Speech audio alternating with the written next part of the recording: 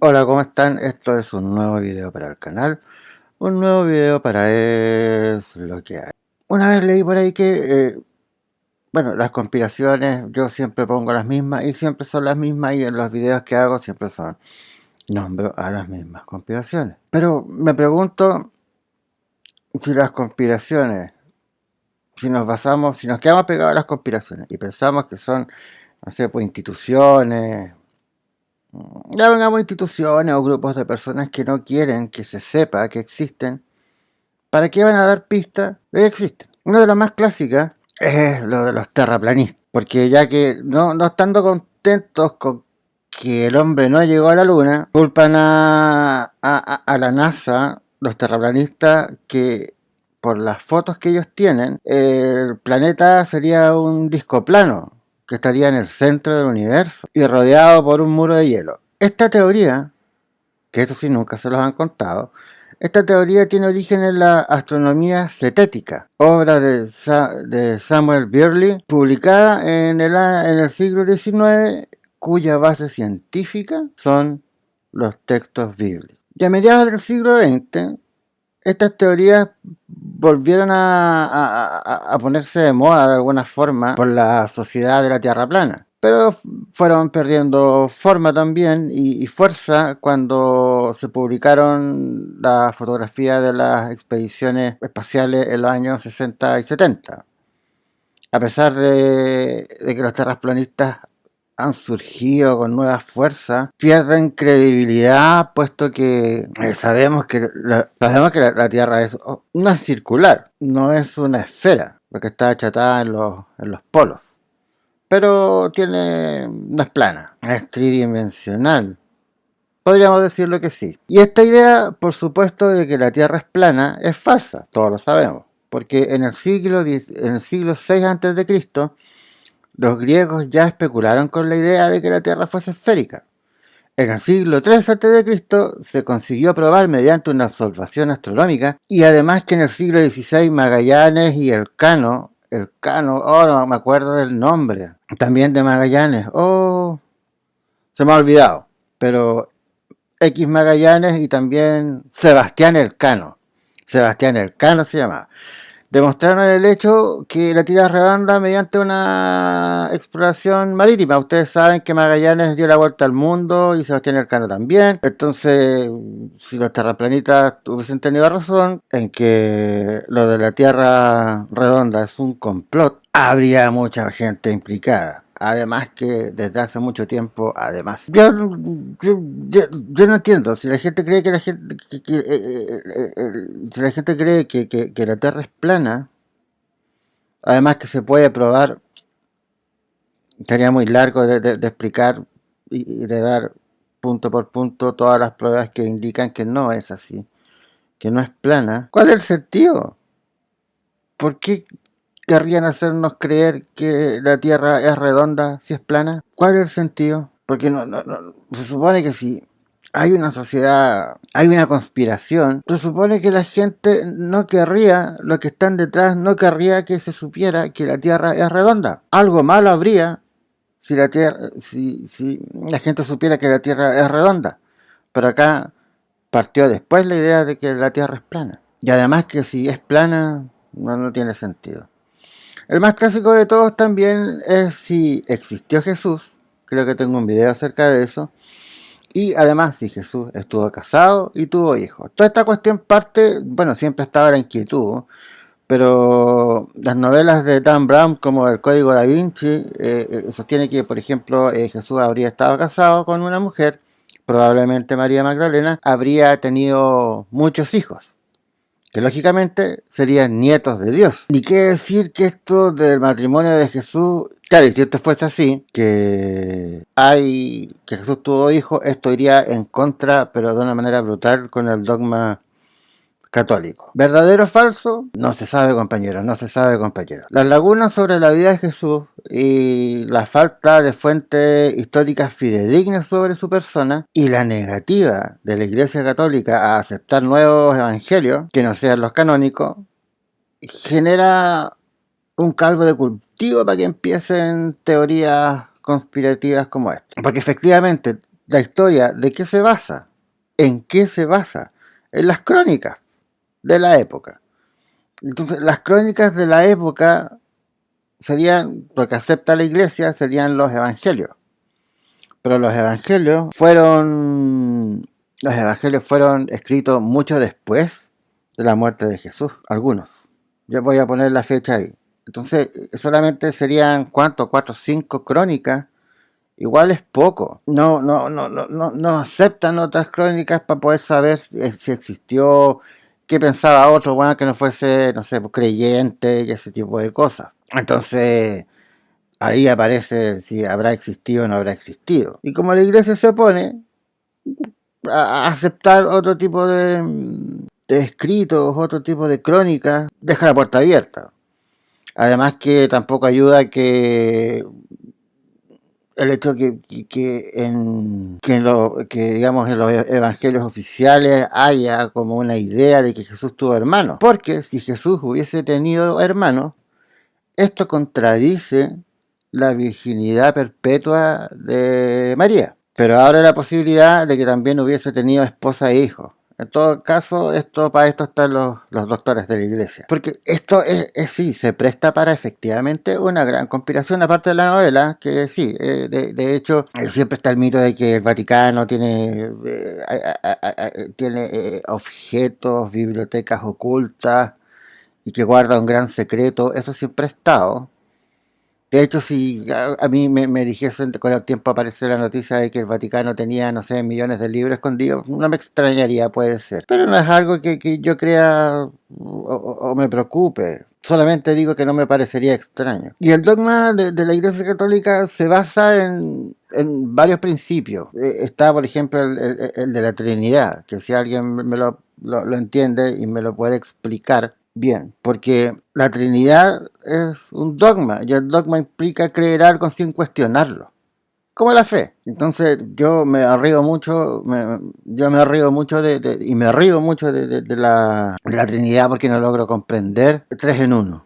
No, yo soy concreto en algunas cosas, sobre todo en esto. Entonces ya hay un dogma hay un dogma que si eres católico lo aceptas sin cuestionarlo. Y no está malo, cada uno con sus creencias. Yo no juzgo a la gente religiosa. Hay cosas que no me gustan, pero bien.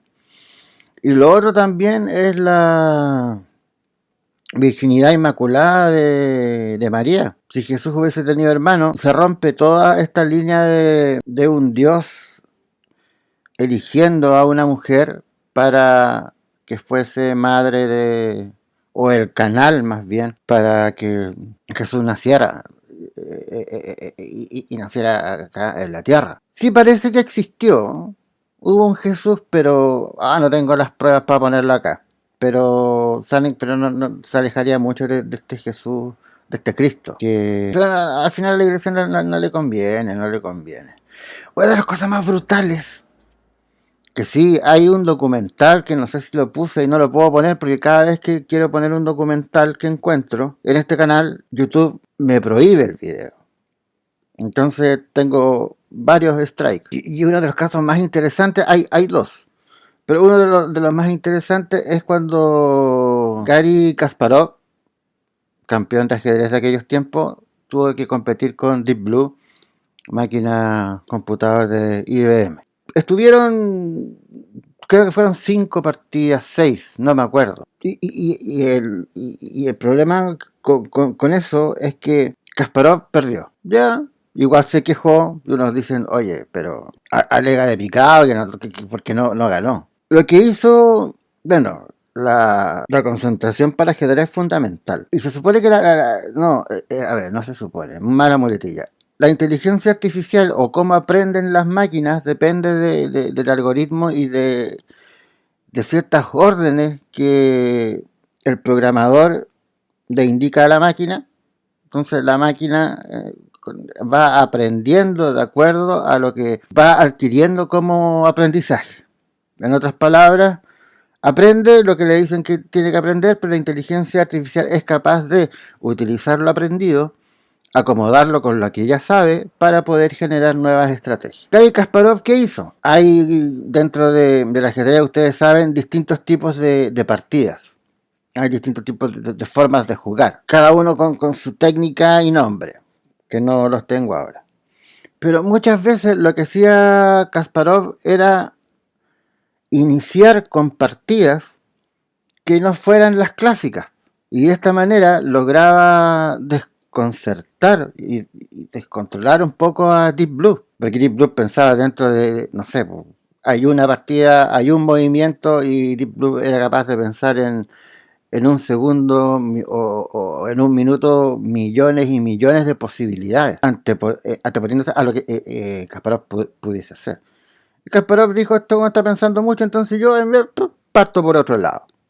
Y partía por otro lado. Y ahí iban compitiendo, empate.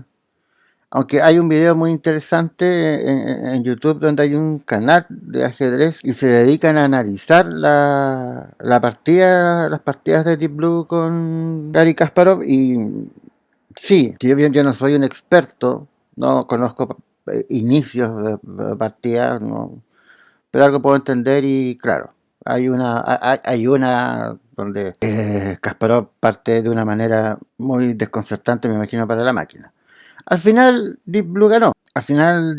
Esto fue como en los 90, 95, por ahí más o menos. Entonces, en una entrevista Kasparov sostiene que IBM, voy a leerlo como, voy a citar textual, IBM se niega a darme los registros de los procesos de cálculo de Deep Blue durante las partidas. Y no va a haber un tercer duelo. Van a destruir la máquina y toda la documentación, de modo que nunca podré tener pruebas de que hicieron trampa. ¿Por qué? ¿Qué pasaba? Que hay una jugada que hace que hace Deep Blue que es muy extraña. Ahí yo no entiendo, pero que es muy extraña y hace parecer que hubo intervención humana. Kasparov dice que una máquina no pudo haber resuelto o haber hecho ese movimiento porque ese sería un razonamiento exclusivamente humano. Entonces acá es donde él dice ya, entrégueme los registros de los procesos de cálculo para ver que si hubo o no intervención humana.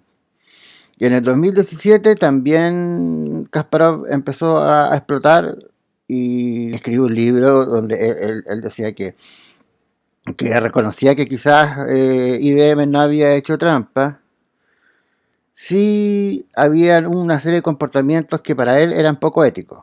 Por ejemplo, Deep Blue sufría de bloqueos de sistema, que quizás habrían sido provocados por los programadores para que Kasparov se perdiera la concentración.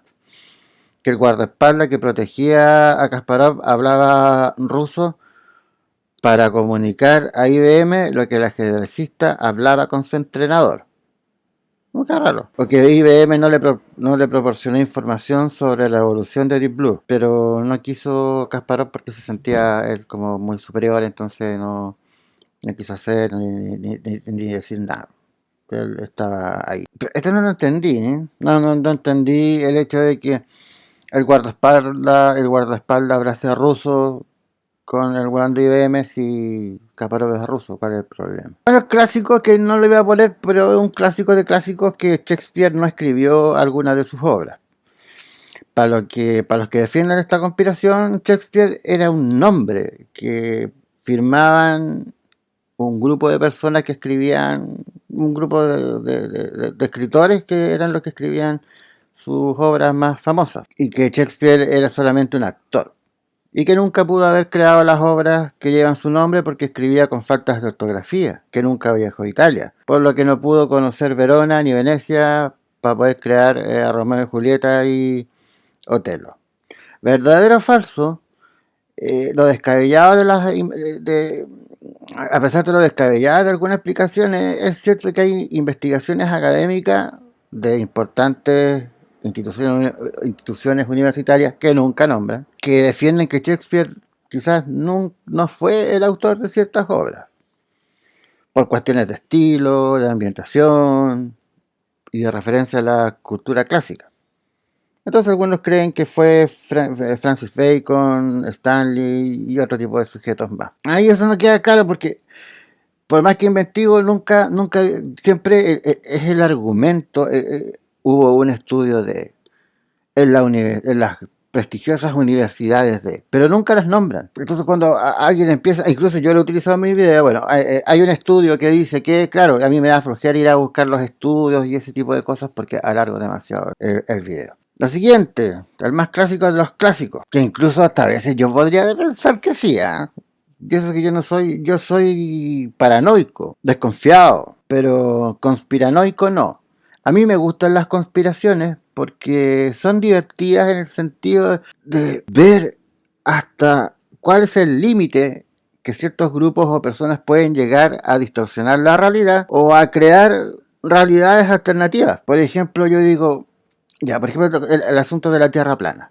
Ya está la Tierra plana, pero nosotros decimos que es redonda, pero resulta que nunca fue redonda, sino que es plana. Entonces, ¿para qué nos hicieron creer que es redonda? Además de ser algo completamente ilógico, que no tiene sentido. Por último, para mí una conspiración tiene que tener un sentido aunque sea fantasioso. No sé, pues hay un grupo de personas que dirigen el mundo para beneficio propio y que tienen, no sé, que como la tierra es hueca, ahí tienen ciudades donde ellos viven y manejan el mundo para ellos tener una vida próspera y fantástica y con todo, sin necesidades, riéndose de nosotros que tenemos que trabajar.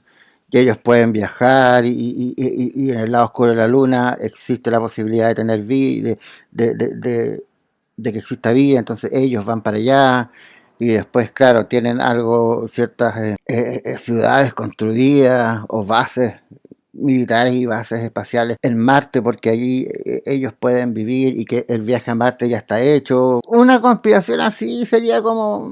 les pido disculpas por mi falta de vocabulario, porque desperté hace poco, estaba muy cansado. Bueno, el hombre no llegó a la luna, ese es el clásico de los clásicos. Sabemos que el 20 de julio del 69, Armstrong dijo: un pequeño paso para el hombre, un gran salto para la humanidad. También hay una idea respecto a esto. Si Armstrong por primera vez iba a saltar, ¿cómo pudo haberse filmado? Es decir, tuvo que haber bajado antes a alguien para poder filmarlo mientras él bajaba, porque fue el primero que bajó. Entonces, ¿cómo se filmó? ¿Dónde estaba la cámara? Eso búsquenlo, porque es interesante. Porque repito, si fue el primero que pisó la luna, ya puso el pie sobre la superficie lunar y el pie está marcado. ¿Cómo ha durado más de 40? ¿Cómo ha durado 50 años ya esa marca en... ¿No han pensado? El hecho de haber llegado a la luna.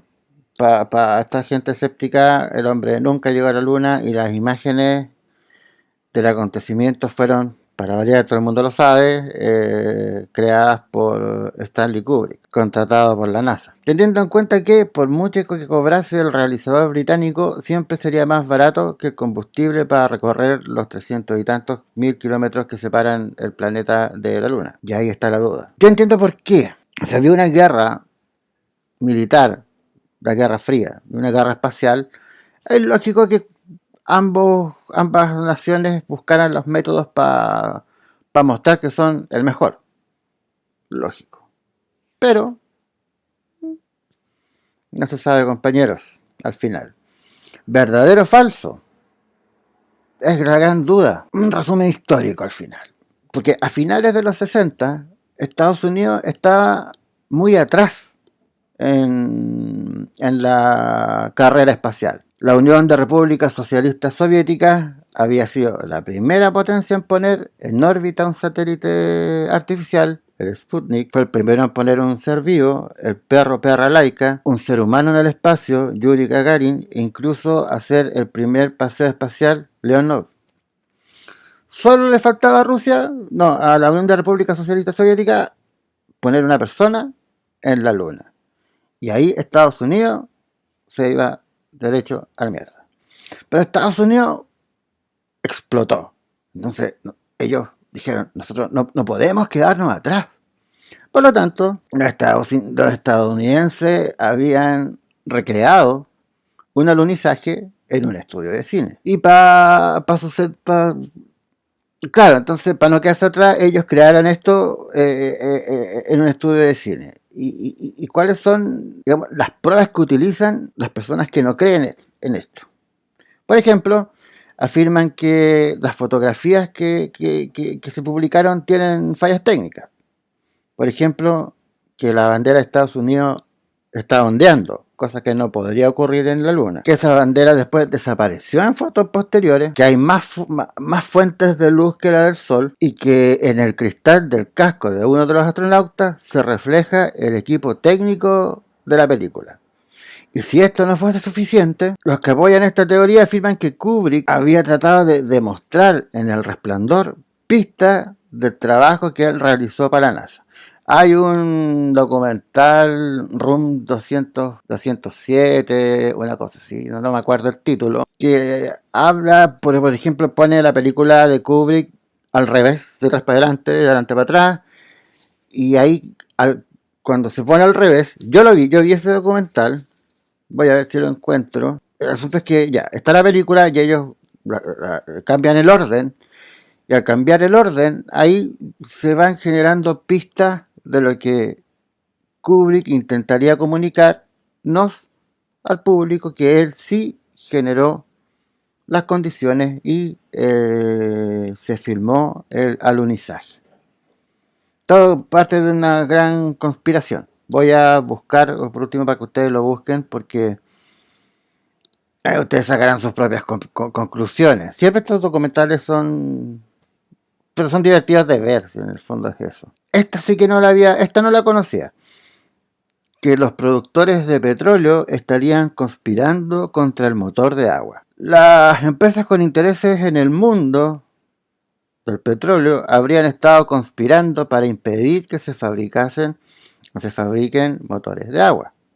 Como buena conspiración, los que defienden estos hechos afirman que esos manejos de la industria abarcan desde la compra de las patentes de los motores hasta el pago de dólares, robo, extorsión, complot político y, como no, del siempre famoso asesinato.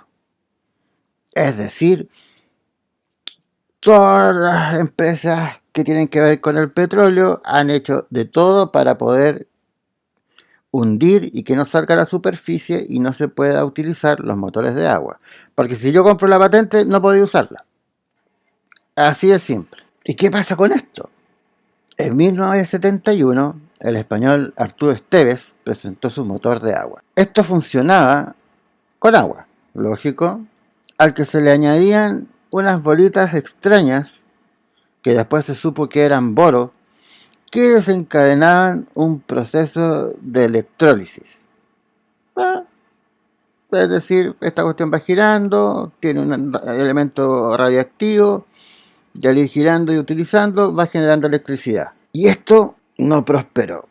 Algunos sostienen que el dictador Franco boicoteó el proyecto para que no se enojaran los países productores de petróleo, y otros sostienen que fueron los países productores de petróleo que lo echaron abajo sin necesidad de que el dictador intercediera por ello. Y una tercera versión sostiene que el invento no era más que un primitivo motor de hidrógeno y que funcionaba bien, pero el costo era muy alto, entonces era imposible una fabricación en serie. Puede ser, puede ser. El clásico, que en Wayne's World, la película por Mike Myers, que quiere comprarse una Stratocaster en una tienda y se prohíbe que toquen Escalera al Cielo, Stairway to Heaven. Y el mito está en que si uno escucha Stairway to Heaven al revés, hay un mensaje satánico. Y esta canción está en Zeppelin 4, disco del 71, y cuenta la leyenda que si uno lo reproduce al revés, se escuchan frases como: aquí está mi dulce Satán, él te da el 666. Había un pequeño cobertizo donde nos hacía sufrir, oh triste Satán. El problema con esto ya tiene que ver con un asunto más cerebral y de memoria, que es muy largo de explicar. Si ustedes quieren que yo explique por qué la gente escucha lo que escucha, lo puedo hacer, si llegaste hasta acá. Si no, no lo hago. ¿Verdad o mentira? ¿Verdadero o falso? ¿Qué pasó con esto?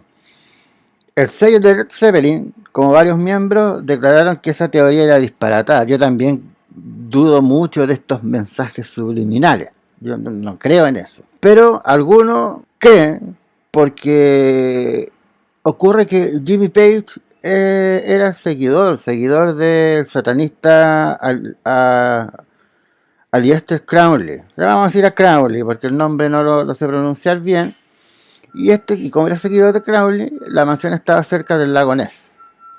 Y el guitarrista se la compró. Y ahí grabó Zeppelin 4. En todo caso, es un hecho que cuando se reproduce el disco hacia atrás se escuchan frases que mencionan a Satán. La razón no es que sea una invocación al demonio, sino que se trata de una pareidolia sonora. La pareidolia yo la conozco visual, sonora no sabía que existía. La pareidolia visual es es el fenómeno en el que tú ves en todos los objetos caras, rostros. No sé si les ha pasado. Voy a poner algunas fotos ahí. Si tiene que haberles pasado, a todo el mundo le pasa.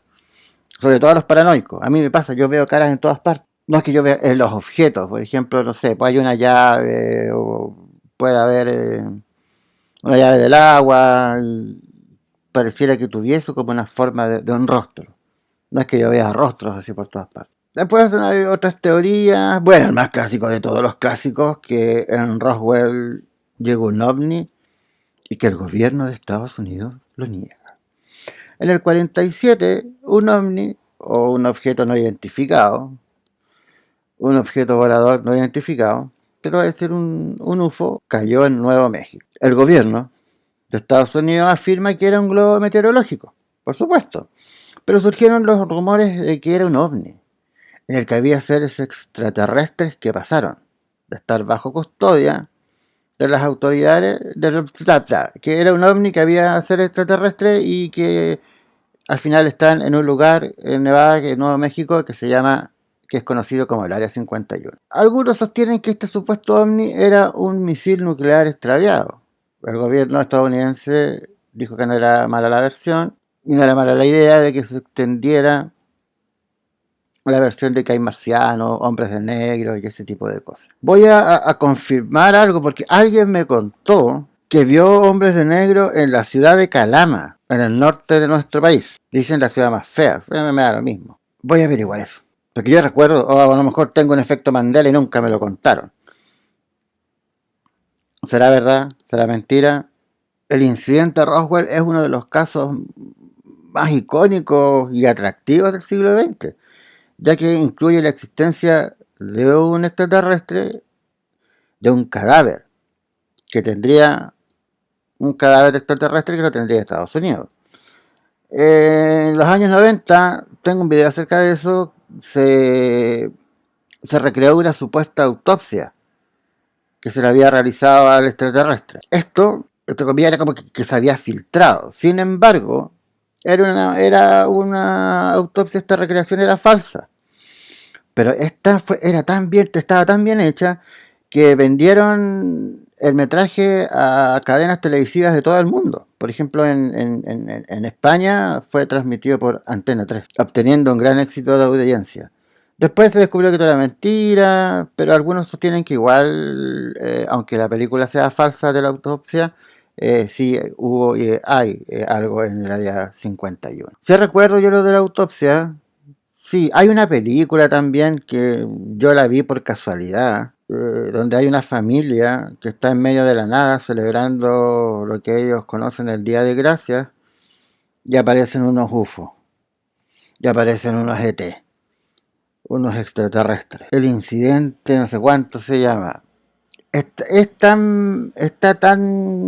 afirmación es tan precaria que parece cierta. Antes de la bruja Blair y todas esas mierdas, la cuestión parece cierta. Claro, tú veis la película y sabéis que es mentira. Pero al verlo de repente, parecía que fuese una afirmación de verdad. No, fue increíble verlo. Además que también, si ustedes la ven ahora, adultos o ya más grandes, no ocasiona el mismo temor y la misma satisfacción de verla como adolescente o como niño. Yo creo que todavía no salía del colegio, entonces cuando yo la vi fue, no sé, una maravilla verla. De hecho la voy a ver ahora. Bueno, y la clásica, los reptilianos, esa yo nunca lo he entendido. Están los Illuminati y todo este tipo de situaciones. No sé qué quieren. Conquistar el mundo, los Illuminati, gente que quiere tomar decisiones sobre el futuro de las naciones, un plan maligno, una hermandad inclusiva, remontada hace siglos atrás. Ahí estaría Bush, Obama, y aunque los Illuminati puedan ser republicanos y los reptilianos demócratas, la idea es la misma, dominar a los humanos. Si hubiese un plan maestro para dominar el mundo, no vendría del espacio exterior, ni de una sociedad secreta.